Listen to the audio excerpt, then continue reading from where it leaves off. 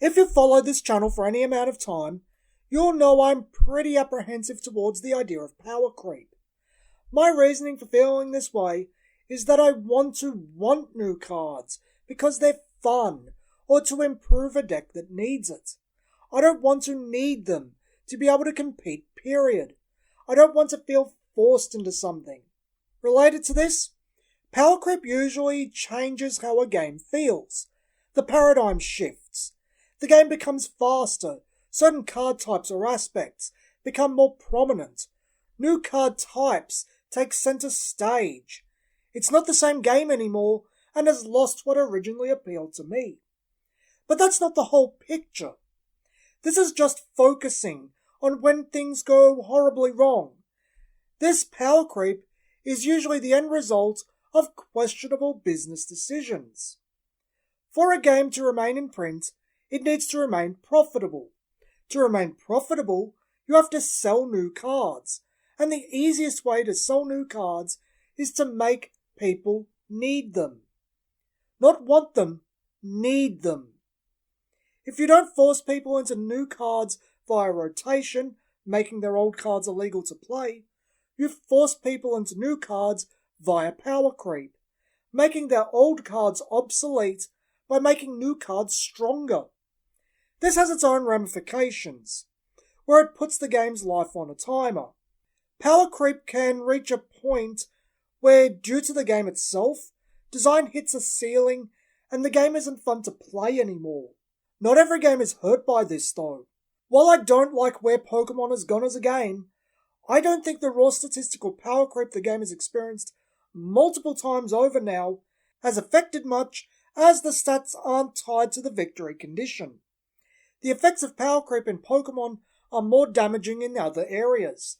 Special rules Pokemon being introduced, and the power creep on those cards in particular being the most prominent.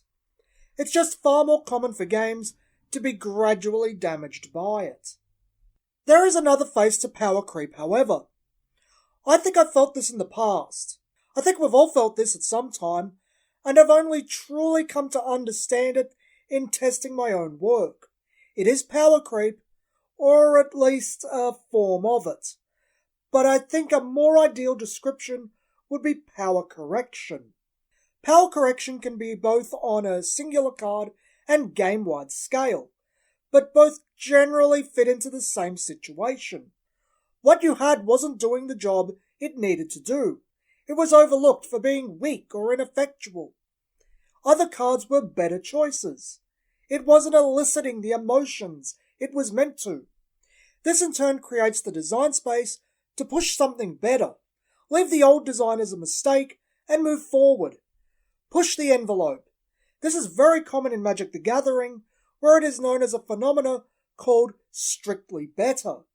A card might be made with the same effect as another at a lower cost or with instant, or two cards will share a cost, but one does more.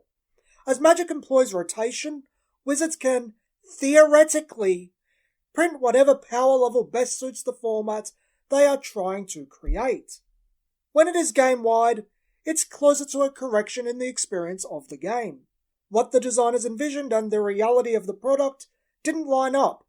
The game isn't living up to its potential. It's a bit sluggish, uneventful, or tedious.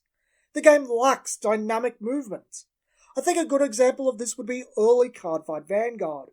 Vanguard was fresh and original for many markets at the time, but due to the high cost of effects, being 2 or 3 of a total of 5 resources, games didn't have a whole lot going on besides turning cards sideways and drive checking. It was hard to even get more resources via countercharging or healing. It was like this through the first 2 blocks. Then with the third block, Link Joker, things changed. What was once CB3 is now CB2. What was once CB2 is now CB1. In both situations a restriction was in place, but it was arguably so light it wasn't a restriction at all. The rearguard, who were once one-and-done effects or static beaters, started doing things. The game became more dynamic. While debatable due to the overarching shadow of the Link Joker clan itself, I'd argue peak Vanguard till Overdress was the Link Joker block. Power creep allowed Vanguard to reach its full potential. It became a better experience as a game due to power creep. There is of course a middle ground between these two. A card type that was thought to be worth the cost or restrictions given to it isn't. So now how that card type is designed is completely reworked. The card type is replaced, or the very concept is outright gutted from the game.